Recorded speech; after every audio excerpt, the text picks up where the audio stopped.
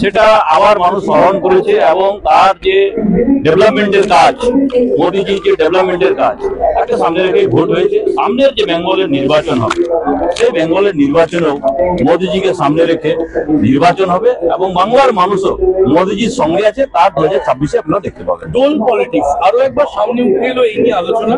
কারণ একদিকে যেমন লক্ষ লক্ষ মহিলার অ্যাকাউন্টে 10,000 টাকা ঢুকেছে ভোটের একদম আগে আগে, আবার তেজস্বী তিনি বলেছিলেন যে তিনি 2,500 টাকা করে মাসে দেবেন, আবার তার দিকে মানুষ ভোট দিল না।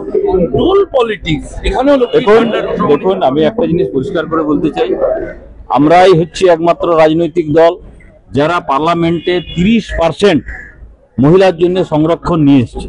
এর আগে বহু সরকার এসছে, কেউ সাহস করেনি। মহিলাদেরকে সামনে রেখে মহিলা সশক্তিকরণের চিন্তা ভাবনা একমাত্র মোদিজি করতে পারেন এবং মোদিজি করে দেখিয়েছেন।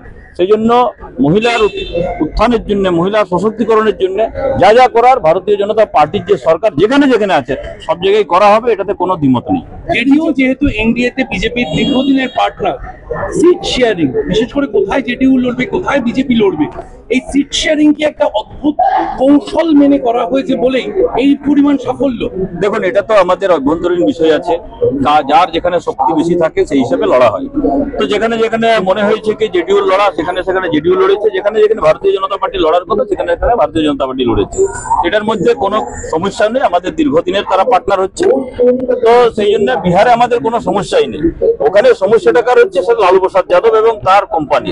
কারণ মানুষের সঙ্গে যে বেইমানি করেছে, মানুষকে যে ধোঁকা দিয়েছে লালু প্রসাদ যাদব, তার ফল ভোগ করতে হচ্ছে আরজেডিকে। আগামী দিনে আরজেডি নিশ্চিহ্ন হয়ে যাবে বিহার থেকে। বিহারে এই যে আজকে জয় হলো, সেটা কি বাংলার রোডম্যাপ তৈরি করতে 26-এর জন্য? দেখুন, বাংলাতে নিশ্চিত রূপে সরকার হবে, এটাতে কোনো ডাউট নেই। তৃণমূল কংগ্রেস কি বলছে যাচ্ছে আসছে এটাতে কোনো কিছু যায় আসে না। সিপিএম যেরকম খুব লম্বা চৌড়া আগে ভাষণ মাত্র, আজকে সিপিএম শূন্য হয়ে গেছে, কংগ্রেস শূন্য হয়ে গেছে।